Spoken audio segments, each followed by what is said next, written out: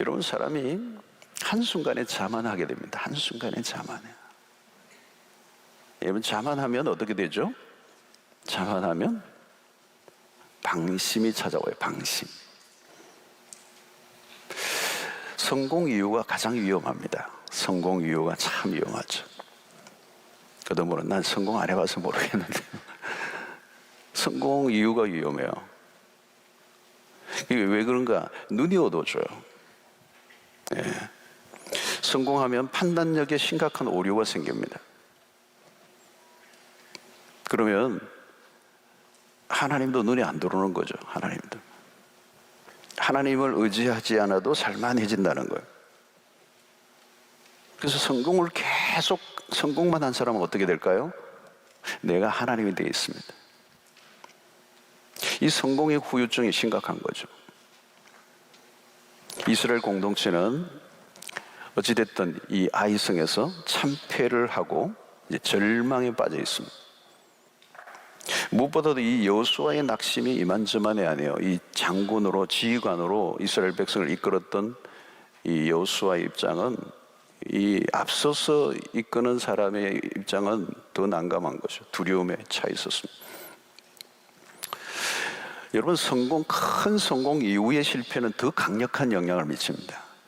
그냥 실패가 아니고 큰 성공 다음에 찾아온 실패는 굉장히 큰 영향을 미쳐요.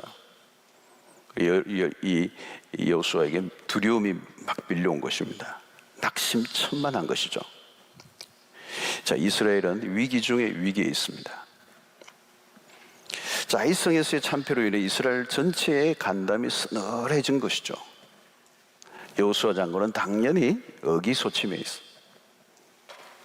그때 하나님께서 여호수아에게 이제 격려를 하십니다. 1절에 여호와께서 여호수아에게 이르시되 두려워하지 말라, 놀라지 말라. 군사를 다 거느리고 일어나 아이로 올라가라.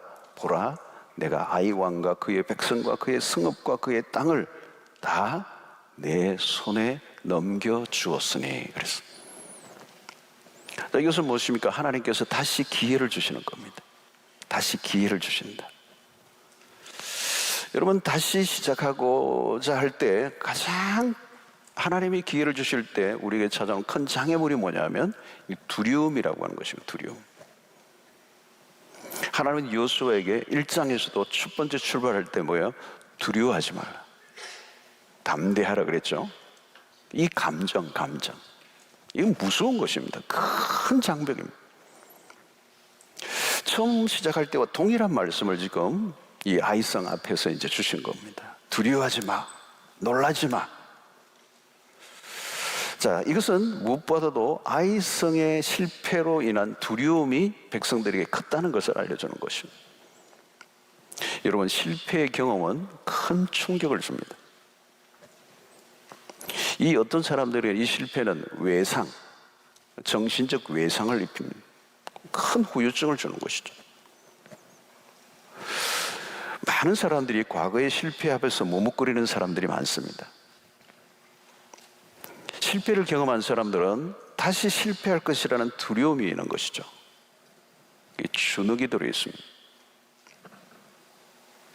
여러분, 성공한 사람에게는 기고만장, 이게 무서운 것이라면 실패한 사람에게는 의기소침, 이게 참 어려운 것입니다. 성공 이유를 잘 다뤄야지만 실패 이후도 잘 다뤄야 합니다. 많은 사람들이 실패 이후에 거듭된 실패를 하고 끝을 냅니다. 그런데 여러분, 이 실패는 결코 나쁜 게 아니에요. 좋은 양약이 됩니다. 여러분, 많은 사람들이 자신의 실패를 늘 묵상하고 또 묵상하고 주야로 묵상하는 자로다. 그리고 이 묵상하는 사람들은 그 실패의 원인을 자꾸 따져요. 자신을 원망하기도 하고, 어떤 사람은 다른 사람을 원망하기도 하고, 어떤 사람은 환경을 탓하기도 합니다. 그래서 실패의 자리에 기념비를 세우고 잊지를 못하는 거예요. 그래서 실패의 기념비를 바라보면서 이제 나는 끝이야, 이제 더 이상 소망이 없어, 해보나 마나야, 또 실패할 거야, 나는 안 돼, 스스로 계속해서 자기를 이렇게 실패 의식으로 몰아가는 거예요.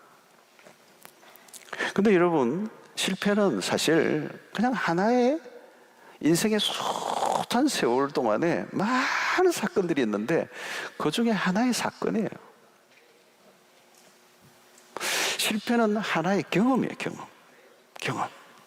여러분, 많은 실패를 여러분 떠올리실지도 모르겠는데 그건 하나의 경험이었어요. 경험. 실패는 과정이에요. 과정.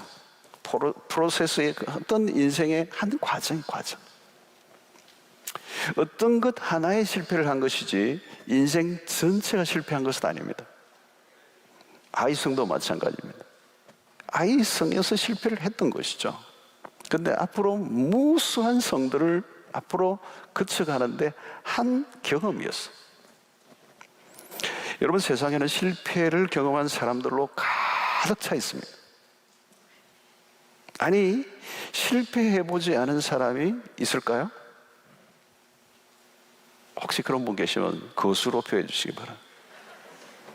실패를 한 번도 안 해봤다. 저도 실패를 많이 했어요. 여러분, 문제는 실패가 아닙니다. 실패를 통한 교훈은 확실히 얻고 그 실패를 딛고 다시 시작하면 되는 거예요. 실패를 많이 했다면 그만큼 많은 레슨을 한 것입니다. 실패를 통해서 여러분 배웁니다. 실패라는 경험은 미래를 위해 매우 중요한 레슨이에요. 실패를 경험하지 않고 성공을 거둔 사람은 없습니다.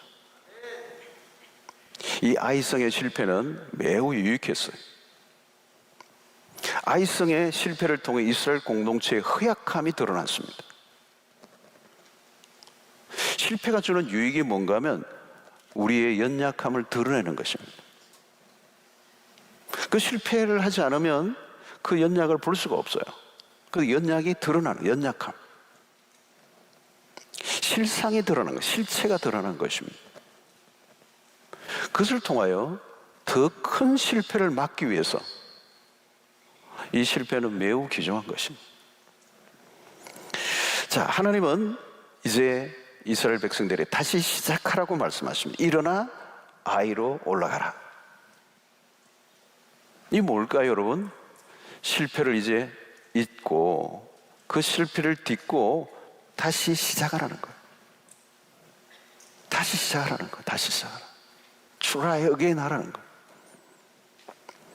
성도 여러분, 하나님은 이 성경 전체를 보면 우리를 다시 시작하게 하시는 하나님이세요. 참, 이게 너무 감사해요. 그냥 완전 한 번으로 넌 끝 이랬으면 여기 한 사람도 살아남을 자가 없어요. 실수했다고 그냥 끝 했으면 우리 소망이 없어요, 여러분.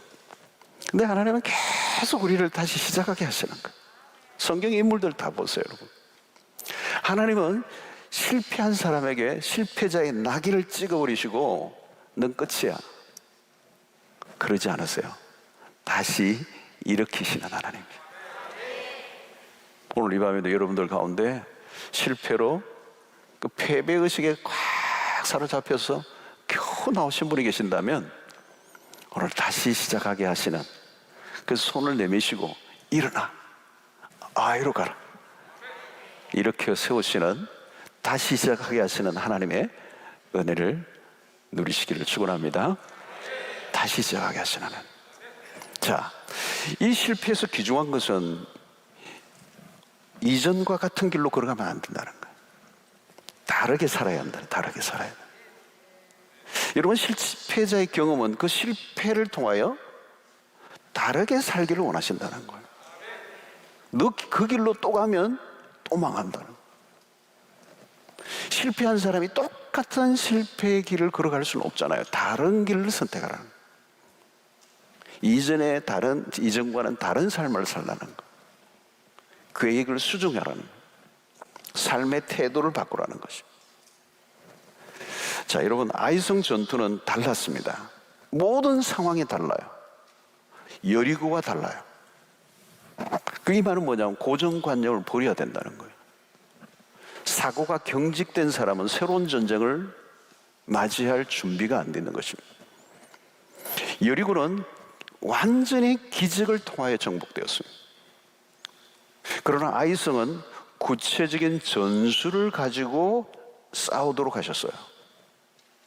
여러분, 모든 싸움의 지휘관은 하나님이십니다. 하나님께서 주신 계획에 따라 움직이는 게 중요해요. 하나님은 모든 일들 속에 관여하기를 원하십니다. 하나님은 몇 가지 일에만 선택하셔서 참여하시고 다른 일은 네가 알아서 해라, 그게 아니에요. 모든 일들, 여리고는 여리고대로, 아이는 아이대로 하나님은 전략을 가지고 계시고 거기에 합당한 방법을 갖고 계세요. 그래서 모든 일들 속에 주님은 계획을 갖고 계시고 아이들을 갖고 계시고 전략과 전술을 가지고 계신다는. 자, 가나안 전쟁은 하나님의 전쟁이에요. 그러므로 하나님에게 절대적으로 의존하는, 하나님의 지혜를 구해야 되는 전쟁이라. 자, 근데 중요한 것은 각 전쟁마다 주님은 전혀 다른 계획과 전략을 말씀하세요. 자, 여리고와의 싸움과 아이성의 싸움은 다르게 접근해야 되죠. 그죠? 어떤 하나의 정형화되어 있는 게 아니라는 거예요. 예수님이 복음서에서도 사역을 하실 때 보면 병자들을 치유하실 때 다양한 방법을 사용하세요. 한 가지 방법이 아니에요. 어떤 때는 말로만 선포하실 때가 있어요. 나병 환자에게서는 안수도 하셔요. 어떤 맹인에게는 침을 뱉어 진역을 이겨서 눈을 바르면서 또 실로암에 가서 눈을 씻게 함으로 치유하시는 방법, 매 사건마다 달라요. 우리가 변화상 사건에도 마찬가지예요.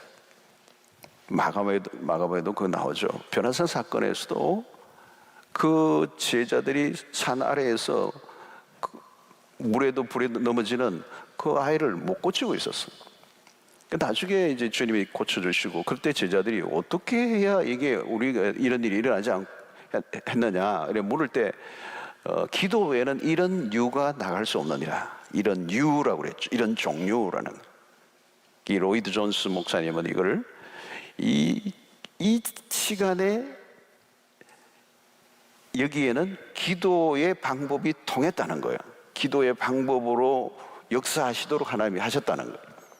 또 다른 데는 똑같이 그런 기도로만 아니고 또 다른 방법으로도 다른 종류로도 일을 하실 수 있다는 걸 지금 말씀하세요. 그러니까 매 사건마다 하나님은 다르게 접근하시는. 그러니까 우리가 어떤 하나님을 어떤 몇 가지의 도식에 넣어서 제한하면 안 된다는 거예요. 이전에 하나님이 이렇게 하셨으니까 이번에도 하나님께서 이렇게 하실 거야 추정해서는 안 된다는 거예요. 하나님은 다양하게 역사하시는 하나님. 하나님은 우리가 생각하고 상상하는 것보다 훨씬 더 풍성하신 방법으로 일을 하신다. 하나님은 인간의 틀 안에 가두어 놓지 말라는 거예요. 성경을 읽을 때 여러분, 우리는 평면으로만 보죠. 근데 성경은 이야기예요. 하나님의 살아계신 하나님께서 일하시는 것을 우리가 보려고 하면 평면으로만 보면 안 돼요. 입체적으로 봐야 돼요. 그것이 하나님의 관점에서 보는 것이죠. 위험한 것은 고정관념이에요. 스스로 자기 결론을 가지고 대하면 안 된다는 거죠. 몇 가지 틀 안에서 하나님의 위대한 역사를 거부하거나 제한해서는 안 된다는 거죠. 그런데 이스라엘 백성들은 여리고의 경험 안에 갇혀 있을 가능성이 많았어. 매 순간마다 하나님의 아이디어, 하나님의 계획을 우리가 구해야 합니다. 오늘날 여러분 최첨단의 기업들이 많이 있어요, 세계적으로. 그죠? 뭐 애플이 뭐 대표적이죠. 아마존이나 이런 뭐 얼마나 세계적인 인류 초 기업들이 많죠. 그들에 보면 전략이 탁월하고요. 뭐 스타벅스나 이런 데도 뭐 전략이 탁월해요. 우리 뭐 일반 우리 한국의 매장들이 뭐 따라갈 수 없을 만큼 엄청난 전략과 그런 방법과 지혜를 갖고 있어요. 그러나 여러분, 아무리 세상 초인류 모든 초첨단의 모든 지혜를 다 모아도 하나님과는 비교가 안 돼요. 우리가 하나님의 말씀이 그렇게 위력이 중요한 게 그거죠, 여러분. 하나님의 지혜를 견줄 자가 없어요. 어떤 노벨 과학자가 창조를 하는 게 아니에요. 창조의 원형은 하나님이세요. 인간은 하나님의 창조의 모방에 불과하죠. 인간이 어떤 탁월한 것을 시도해도 창조가 아니에요, 여러분. 그건 모방이에요, 모방. 그래서 전도서에서 솔로몬이 뭐라고 했습니까? 인간이 만드는 것은 다 그저 그거라는 거예요. 해 아래 새 것이 없다는 거예요. 새 것이 없다. 새 것인 줄 알았는데 새 것이 아니에요. 근데 여러분, 하나님은 늘 새로운 것을 내어놓으시는 분이십니다. 하나님은 늘 신선하신 분이고 구태연한 분이야. 늘 기대감을 갖게 하시는 하나님이시다. 그래서 오늘 이 본문에도 보면 이제 이 전략을 전술을 내어놓으시는데 대적의 허를 찌르는 전략을 내놓으세요. 사랑하는 성도 여러분, 혹시 여러분들 가운데 삶이 지루해진 분이 계십니까? 좀 지루해. 기도하시길 바랍니다. 하나님이 놀라운 것을 보여주시도록, 하나님이 깜짝 놀랄 일들을 우리에게 보여주시도록. 참 최첨단이 다른 데 있는 게 아니라 성경 안에 있어요, 여러분. 유행을 따라가지 마시고요, 말씀을 따라가시기를 바랍니다. 삶을 바꾸려면 여러분 많이 바꿔야 돼요. 삶을 매일 만나는 사람만 만나면요 삶이 안 바뀌어져요. 그걸 뭐라고 그래요? 그 나물의 그 밥이라 그래요. 다른 사람을 전혀 만나지 않았던 사람을 한번 만나보세요. 이게 뭐가 일어나요. 뭐가 막 일어나요. 그렇죠? 여러분, 근데 진짜 우리가 만나야 할 분은 누구실까요? 하나님이십니다. 기도가 깊어지면 하나님이 온갖 영감을 다 부어주셔요. 성령이 우리 안에 영감을 부어주시면 세상이 감당할 수 없게 하신다는 거예요. 그래서 여러분, 기도하실 때 메모지를 딱 옆에 두어 보세요. 저는 이제 새벽에도 올 때도 가방 안에 메모지가, 연필이 항상 있어요. 기도하다가 떠오르는 생각이 있어요. 기도할 때 떠오르는 생각이 있어요. 기도할 때 하나님이 주시는 생각이 있어요. 그리고 기도하는 가운데 성경 말씀도, 제가 이제 설교를 준비하는 어떤 부분이 늘 머리에 있으니까 그거 가지고 기도를 또 하면 깨닫게 해주세요. 그럼 빨리 기록을 해야 돼요. 기록하는 게 중요해요. 적자생존, 이 기록이 중요해요. 안 그러면 잊어버려. 희한하게 그때 기억을 한다고 안 적었잖아요. 생각이 안 나요. 기록이 너무너무 중요해요. 희미한 연필이 선명한 기억력보다 낫다, 뭐 이런 말이 있잖아요, 여러분. 왜 웃어요, 여러분? 여러분, 성령이 우리 안에 영감을 부어주시면 세상이 감당할 자가 없어요. 오늘 이 본문에 아이성에 대한 전략을 하나님이 구체적으로 알려주세요.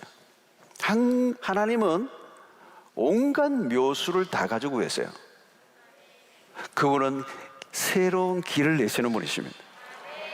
하나님 당신이 곧 길이신 분이십니다. 그분과 함께 가는 거예요. 이런 뻔한 계획을 이전에 했던 방식 그대로 하면요 적을 이길 수가 없어요. 아이성에서 참패를 해버렸잖아요, 여러분.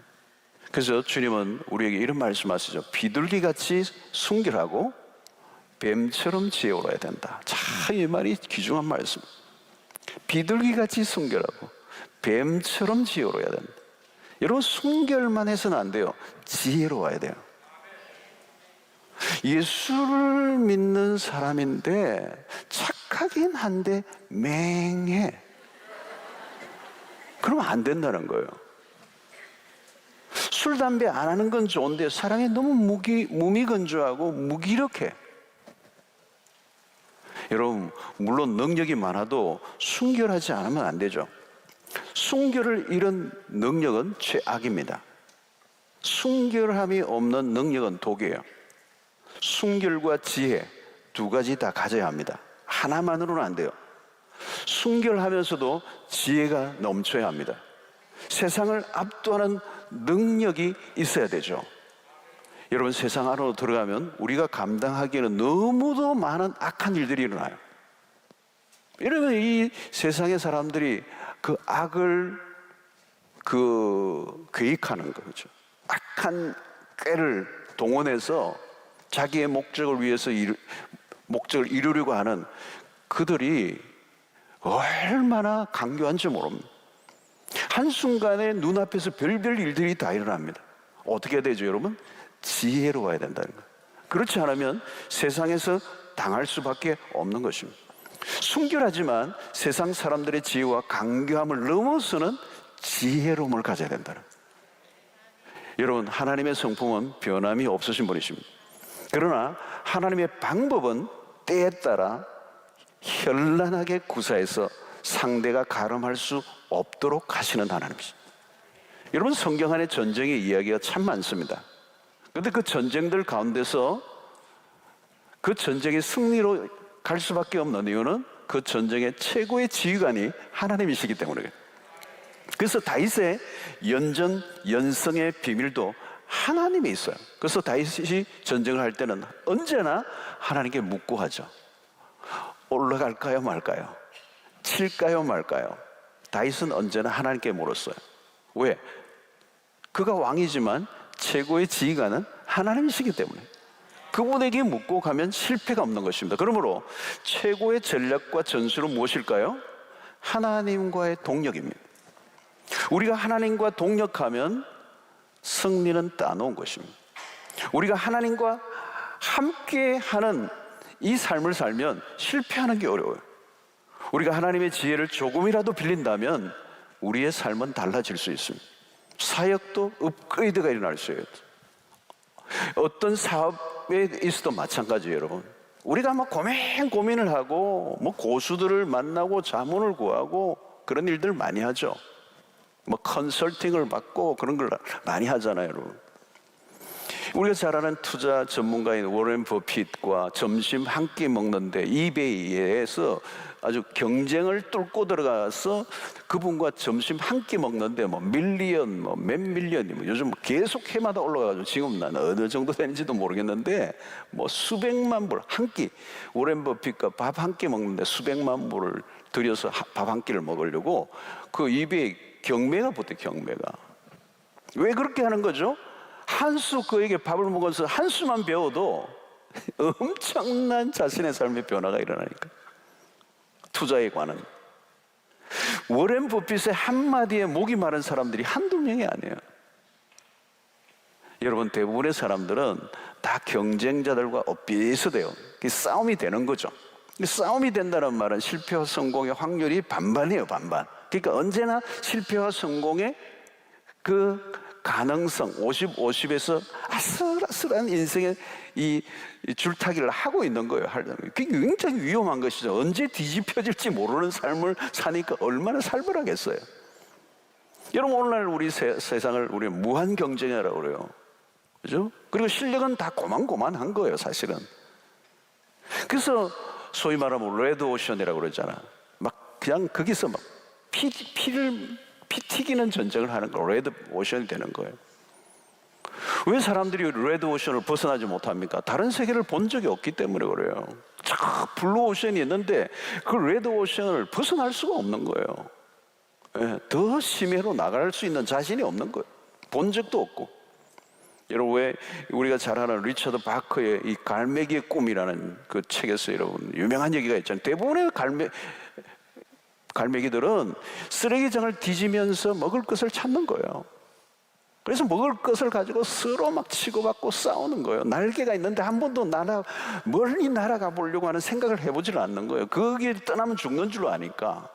그 생존의 전쟁에서 그냥 피를 말리는 파이 싸움을 하는 거죠. 자, 여러분, 이스라엘 백성들은 여리고의 승리를 잊고 아이성의 실패도 이제 잊어버리고 이제 새롭게 시작해야 될 단계에 이제 8장에 온 거예요. 근데 문제는 뭐냐? 우려먹기, 때로는 돌려막기. 늘 했던 것으로 우려먹고 또 우려먹고 하잖아요. 새로움이 없는. 여러분, 마귀도요 이제 우리의 실력과 방법과 실체를 다 알고 있어요. 이전에 실패했던, 여러분, 우리가 실패를 우리만이 아는 게 아니고요, 마귀도 우리의 실패를 알고 있어요. 너 그때 거기서 실패했지? 거기에서 또 태클을 거는 거예요. 예, 뭐 교회도 마찬가지고 개인도 마찬가지고 우리의 삶이 그래요. 우리의 실패를 알아요, 마귀가. 그래서 마귀가 더 이상 뭐 새로운 전법을 구사하지도 않아요. 뭐 새로운 걸 막 머리를 쓰지도 않고요. 마귀가 머리 쓰지도 않아요. 그냥 조롱이 올 정도로 우리에게 저게 허를 찌르는, 우리의 허를 찌르는 일들이 있는 거죠. 여러분 어떻게 해야 되죠, 여러분? 우리 여리고에서의 전략과 전술을 잊고 아이성은 다른 성, 하나님의 새로운 인도를 하신다는 거예요. 그렇게 새로운 접근을 해야 된다는 거죠. 그래서 하나님은 아이성 정복을 위한 전술과 계획을 아주 정확하고 상세하게 말씀해 주세요. 2절에 보면 너는 여리고와 그 왕에게 행한 것 같이 아이와 그 왕에게 행하되 오직 거기서 탈취한 물건과 가축은 스스로 가지라. 너는 아이성 뒤에 복병을 둘지니라 하시니라. 이게 복병이라는 말이에요. 매복을 하게 하시는 매복. 구체적으로 전략을 지시하는데요.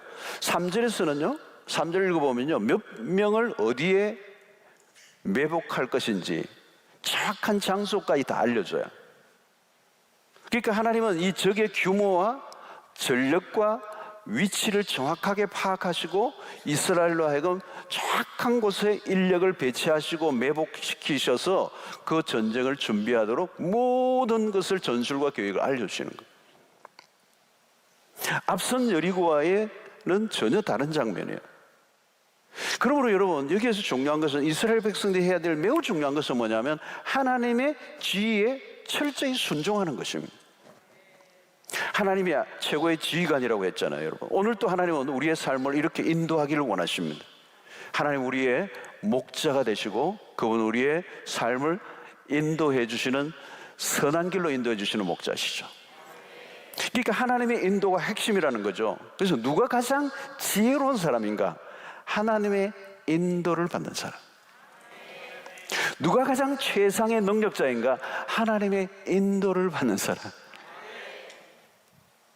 하나님의 말씀을 듣고 행동하는 것이 습관화되는 것. 우리가 먼저 결정하고 하나님께 도와달라고 하면 안 된다는 거예요. 이 선우가 바뀌면 안 된다는 거예요. 아무리 내가 그 분야의 전문가를 할지라도 여러분 오래 하다 보면 그게 내가 관록이 붙고 그게 그 분야에는 내가 최고의 전문가라고 하는 생각이 들면 거기에서 오는 어떤 자만이 위험한 거예요, 여러분. 여러분 전문가의 저주라는 말을 우리가 흔히 하잖아요. 여러분 전문가의 식견과 경험이 도리어 오판을 만드는 경우가 있다. 그래서 전문가의 이 저주라고 얘기하잖아요. 전문가이기 때문에 도리어 못 보는 경우가 있어요. 못 보는 부분이 있다는 거예요. 요즘은 여러분 변화와 이런 변화의 속도가 얼마나 엄청납니까?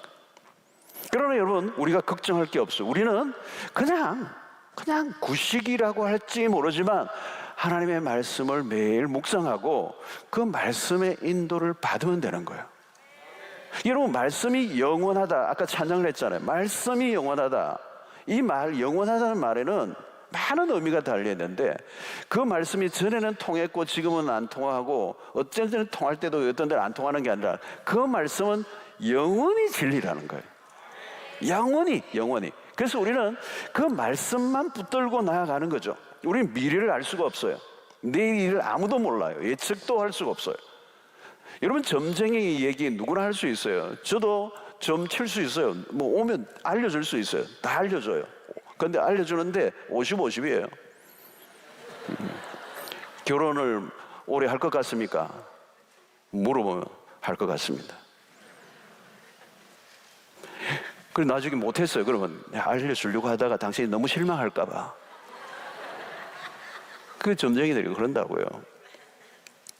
여러분 미래는 우리의 느낌만으로 알 수가 없어요. 어떤 사람은 감이 온다고 감이 맞을 때도 있지만요 아차하면 그 감 때문에 망해요. 우리의 경험만으로 안 됩니다. 이전에 내 경험이 맞아 떨어졌다고 내일도 통할지 아무도 몰라요. 이전의 경험이 악재가 될 수가 있다는 거예요. 그러니까 오늘 무엇을 하든지 여러분 이 세상에 갈수록 이 세상이 복잡해져 가지고 단답이 없어요. 단답. 이게 딱 맞아떨어지는 답이 있으면 너무 좋겠는데 세상사가 그렇지 않다는 거예요. 어떤 문제든지요 다 얽히고 설켜 있어요. 섣불리 건드리면 위험해요. 누구를 의지할 건가? 하나님 한 분밖에 없어요. 하나님의 지혜를 따라갈 자가 없다는 것이죠. 하나님은 모든 것을 아십니다. 지금 하나님의 이 이스라엘 백성들에게, 하나님이 이스라엘 백성들에게 아이성 뒤에서 복병을 쓰도록 했다. 왜 이렇게 지시를 하셨을까요? 아마 이미 아이성에 있는 사람들의 전술을 하나님이 다 들여다보고 계셨기 때문에, 이미 그들의 전술이 하나님에게 다 들통이 나 있어요. 하나님은 그들의 아이성 사람들의 그 전략을 다 알고 계세요. 꿰뚫고 계세요. 적의 마음을 훤히 들여다보고 계세요.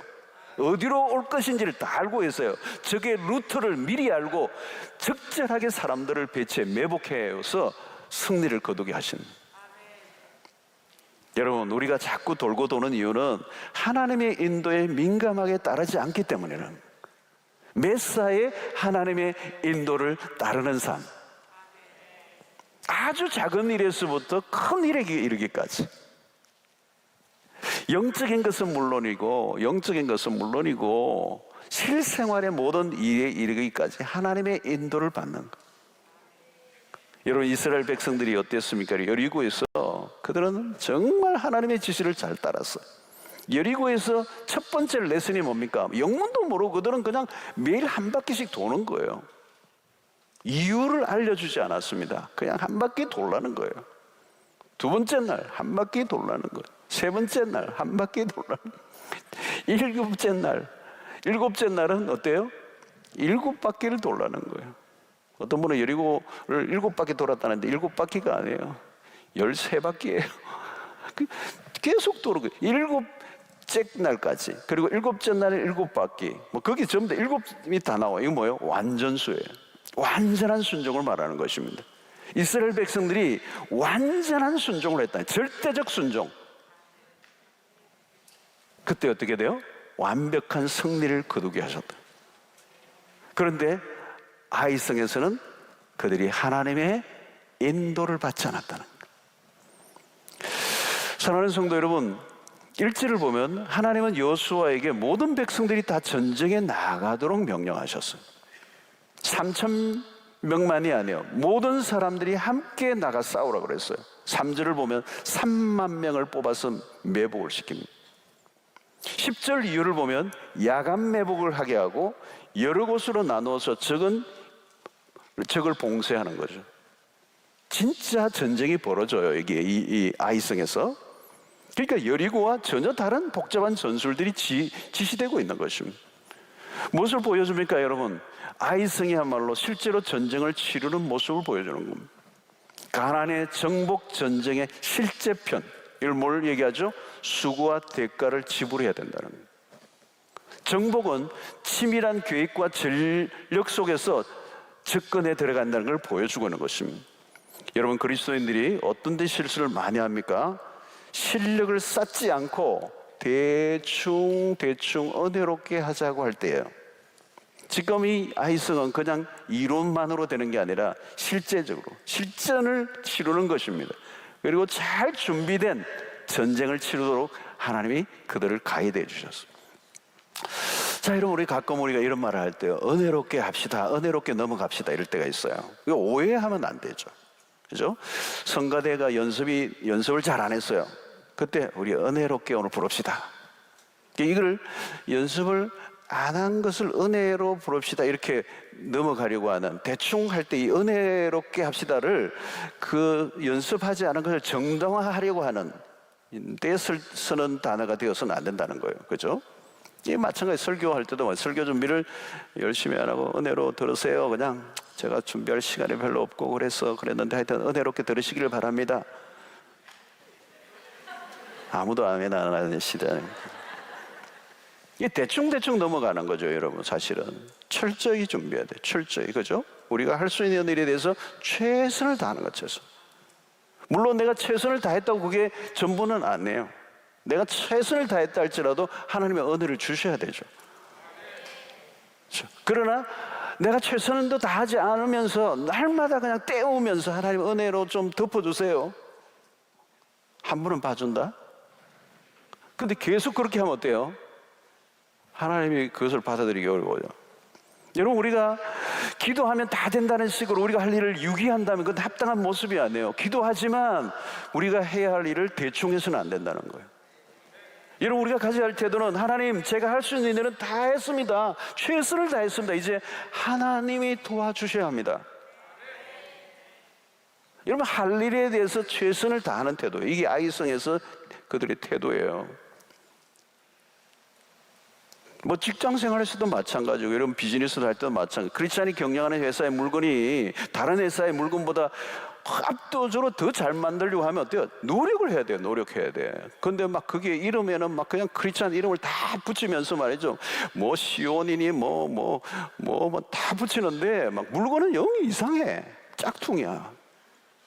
하나님, 저의 회사의 제품의 질이 좀 떨어지긴 하지만 가능하면 소비자의 눈을 감겨주시고 잘 사가도록 해주세요. 하나님이 그래, 사겠구나.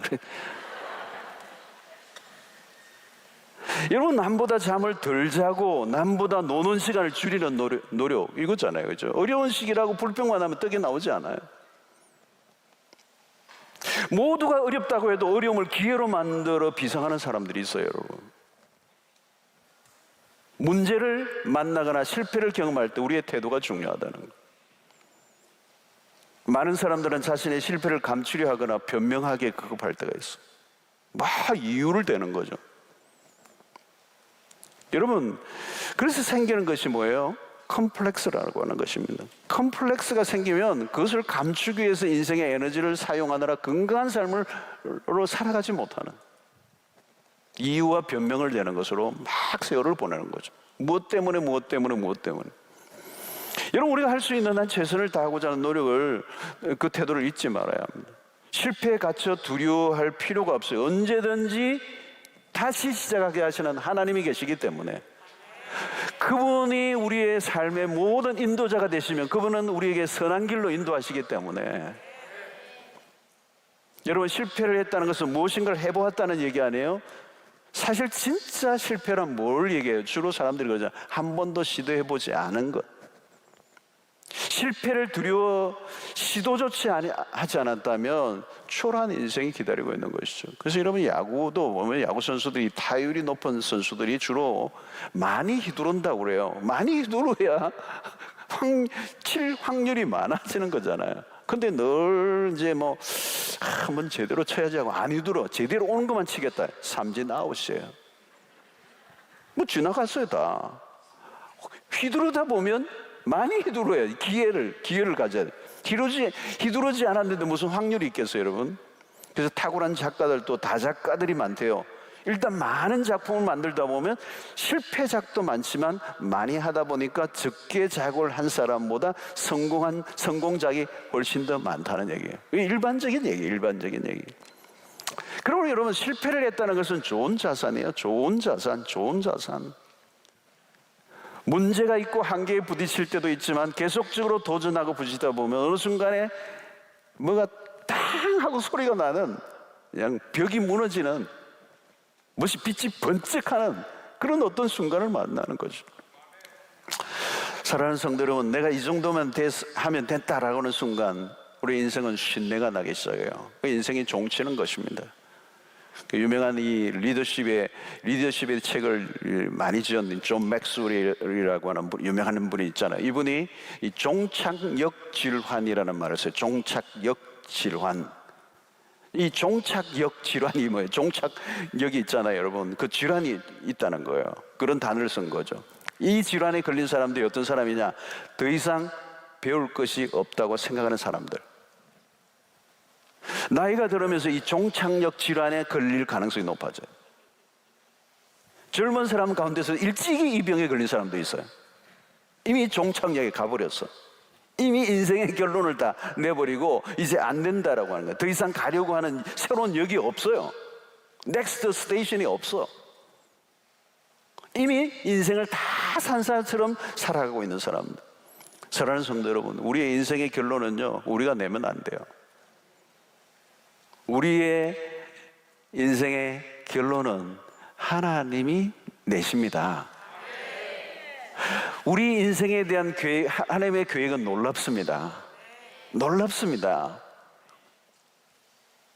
여러분, 나이와 상관이 없어요. 여러분, 나이와 상관없어요. 하나님은 우리의 인생에 놀라운 계획을 가지고 있어요.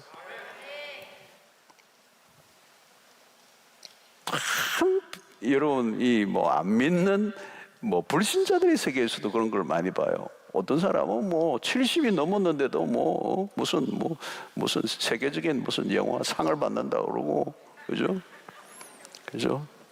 여러분, 우리의 인생의 결론을 우리에게 가지고 있잖아요. 하나님은 우리에 대한 놀라운 계획을 가지고 계세요. 이 가나안 정복이라는 것은 가슴이 뛰게 하는 것이죠. 이 성벽을, 그 어마어마한 가나안을 하나님이 그들의 백성들에게 주시기로 계획된, 예수를 믿고 구원 얻은 하나님의 자녀에 대한 세계가, 가나안의 그 새로운 역사가 우리 안에 기다리고 있다. 이전에는 어둠이었지만 이제는 우리의 삶에 빛이 임하면서 우리의 인생에 살만한 가치를 부여하시고, 우리의 인생에 새로운 목적을 설정하게 하시고, 우리가 이전에 그냥 생존에만 부딪혀서 그냥 막 피 튀기는 전쟁을 살았던 삶에서 전혀 다른 세계로 우리를 옮겨주셔서 살게 하신 그 이유가 바로 그리스도 때문이고, 그리스도 안에서 우리는 새로운 피조물이 되었고, 에베소서 2장 10절에 의하면 하나님의 걸작품이 되었기 때문에 우리를 통하여 하나님의 그 놀라운 어떤 영광을 드러내기를 지금도 바라고 계시는 거예요. 여러분들의 인생의 전성기는 언제였습니까? 전성기. 자, 여러분 옆에 분하고 물어보세요. 인생의 전성기가 언제였는가 물어보세요. 자, 1분 동안 진짜로 한번 얘기해 보세요. 나 없었다, 뭐 있었다, 몇 세다, 한번 얘기해 보세요. 그동안에 나는 물 한 잔 마시고.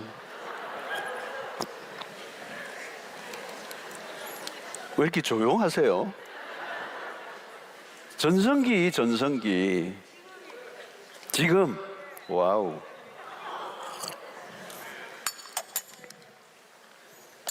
여러분, 꽃을 피우는 때가 언제냐는 거죠. 제 방에 꽃이 화본동이 서양난인가요? 누가 이렇게 보내준 건데, 몽하리가 딱 친 건데, 예쁜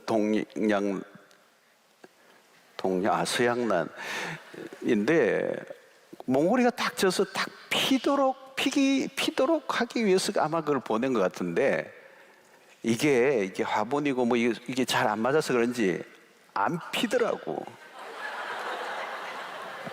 이렇게 해가지고 지금 시들고 있어요. 내가 막 풀이 죽어가지고 내가 잘 키우는데 이게 계속 안 피더라고요. 아, 너무 예쁜 그 꽃인데.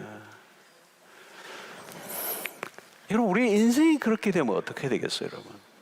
우리의 삶이 하나님의 백성으로서, 그죠? 이렇게 한번 빡 해야 되잖아요, 여러분. 벚꽃 구경만 다닐 게 아니라 내 인생이 팍 한번 피워야죠, 그죠? 예? 네, 궁시렁, 힘든 얘기는 하고, 현아 차고.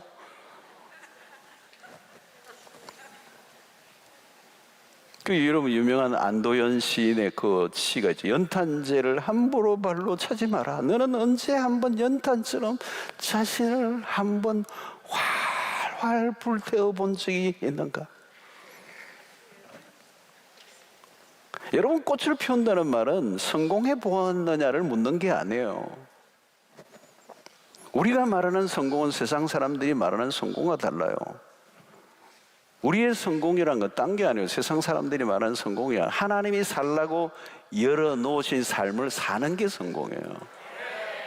하나님이 계획해 놓으신, 하나님이 디자인해 놓으신, 하나님이 우리에게 살라고 하신 그 필드에서 하나님의 뜻대로 살아가는 삶이에요. 가나안 정복이 그런 거라는 거죠. 가나안에 가서 잘 먹고 잘 살고, 또 이런 젖과 꿀이 흐르는 땅에서 젖과 꿀에 그냥 빠져가 살라는 얘기가 아니고, 그 땅을 하나님의 땅으로 바꿔놓는, 죄악으로 하나님을 섬기지 않는 우상으로 가득한 그 땅을 다시 하나님의 백성의 땅으로 바꿔놓는, 그죠? 그 가나안 정복이 이전에 이스라엘 백성들은 노예적 삶이었잖아요. 노예. 아무리 벽돌 찍어도 자기 게 아니에요. 그죠? 타이어에서 끊임없이 그냥 억압을 당하면서 자유를 박탈당한 삶, 한 번도 자기다운 삶을 살아본 적이 없는, 자기 인생의 꽃을 한 번도 피워본 적이 없는 이스라엘 백성들이 그동안 그렇게 살았단 말이죠. 그죠? 그 출애굽이라는 과정과 광야라고 하는 과정과 이 가나안이라고 하는 이 선명한 삶의 이 스토리의 이 변화 말이에요. 어떤 사람은 여전히 애굽으로 돌아가려고 하고 여전히 애굽에서 살고 있고 정신적으로 애굽에 살고, 어떤 사람은 육체와 정신이 함께 애굽에 살고 있는 사람, 어떤 사람은 여전히 광야에서 계속 원더링 계속 뺑뺑이만 돌고 있는 사람, 어떤 사람은 그 요단강을 건너서 가나안을 침투에 들어가서 그 땅을 정복하고 내 손에 다 주었다고 말씀하시는 그 말씀대로 발로 밟고 땅을 들어가서 정복하는, 광야는 여러분 애굽 삶의 연장이에요, 연장. 그러니까 뭐예요, 여러분? 그 애굽에서 노예 생활할 때 내 했던 게 뭐예요? 전공이 원망과 불평. 그 원망과 불평이 입에 익어 있는 거예요. 온몸에 그냥 둘러치고 있는 거예요. 여러분, 원망이 뭐예요, 여러분? 탓하는 거예요, 탓하는 거. 누구 때문에. 이 실패한 사람들의 입에서는 탓을 잘해요. 탓을 누구 때문에, 내 불행이 누구 그 인간 때문에. 이제 그럴 거예요. 이 코로나 때문에. 여러분, 탓한다고 누가 밥을 먹여줍니까? 탓하면 누가 내 인생이 바뀝니까? 탓한다고 그게 내 인생이 갑자기 변화가 일어납니까? 이 탓을 한다는 것은 자신의 인생의 책임을 전혀 지지 않겠다는 거예요. 누군가에 의해서 내가 이렇게 희생을 당하고 있다는 이 패배의식, 이 희생자 증후군에 빠져 있는 거예요.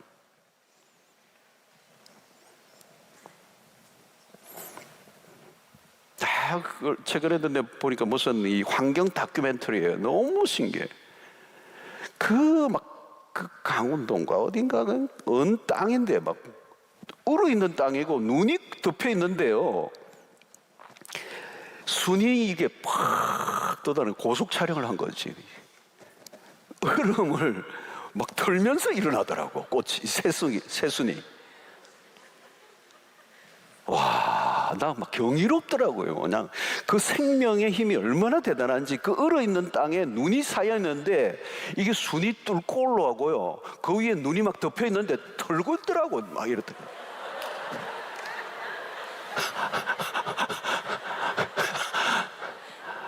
아니, 그 가느다란 새싹이에요.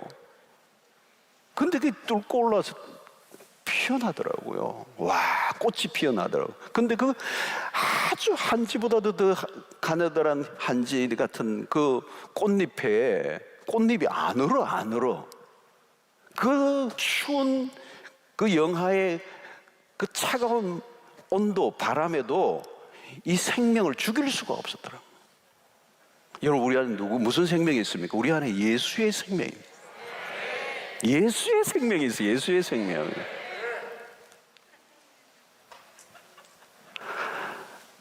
은 땅을 이겨내고도 남습니다. 아니, 그렇게 조그마한 그런 식물 하나도 은 땅을 그냥 뚫고 나오고 그 찬바람이 몰아치는데도 꽃잎을 피우고 꽃을 피우는데, 하나님이 예수의 생명을 우리에게 줬는데 코로나 하나 못 이길까요?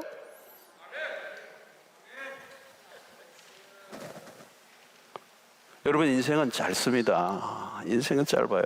그리고 삶은 치열해요. 정말 어느 것 하나 만만하진 않아요. 결국 가나안의 정복도 전쟁이잖아요. 전쟁. 그 말은 저절로 굴러가지 않는다는 거예요.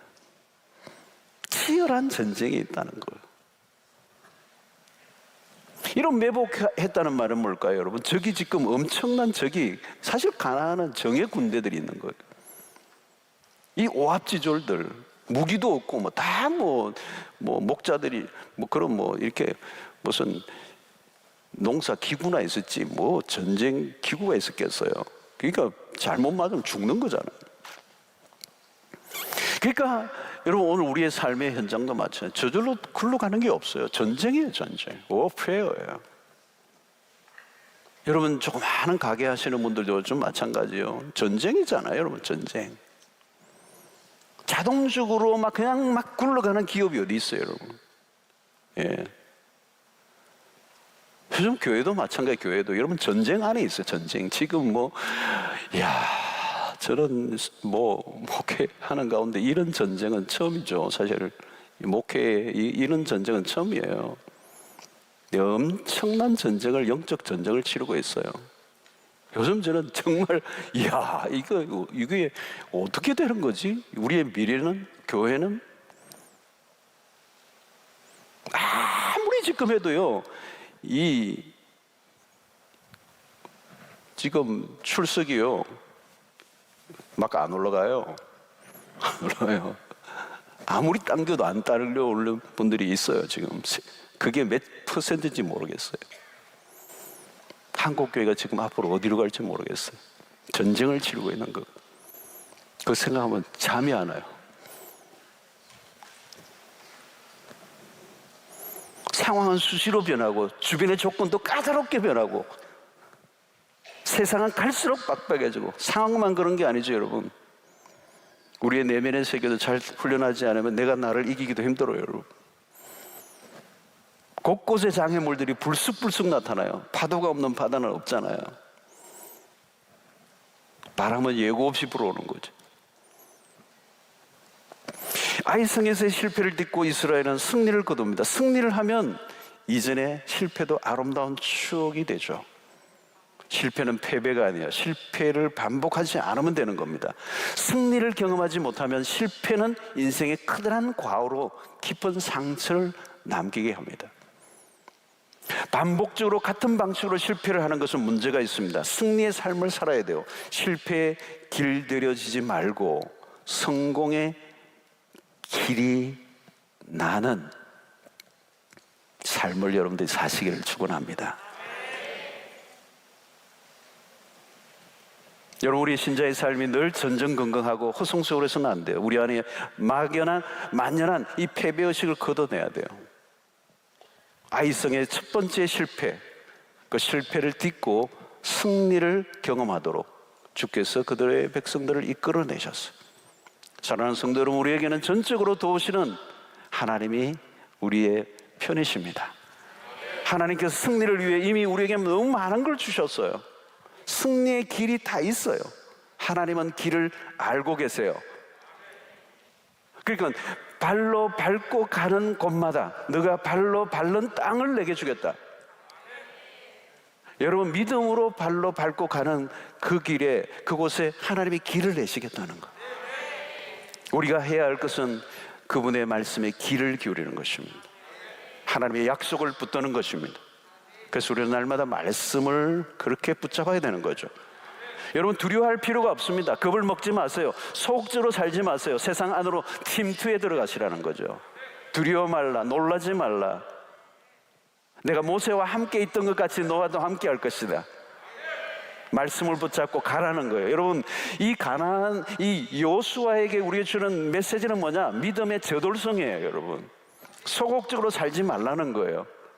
엉거주처럼 살지 말라는 거예요. 뒤로 물러나지 말라는 거예요. 여러분, 하나님의 말씀을 묵상하는 묵상가들도 많이 필요하지만 오늘 그리스도인들이 그 말씀을 묵상한 것을 가지고 이제 행동하고 뛰어 들어가라는 거예요. 여러분, 홀로 싸우지 않습니다. 하나님이 우리와 함께 하신다는 거죠. 우리의 승리를 통하여 하나님이 당신의 영광을 드러내실 것이기 때문에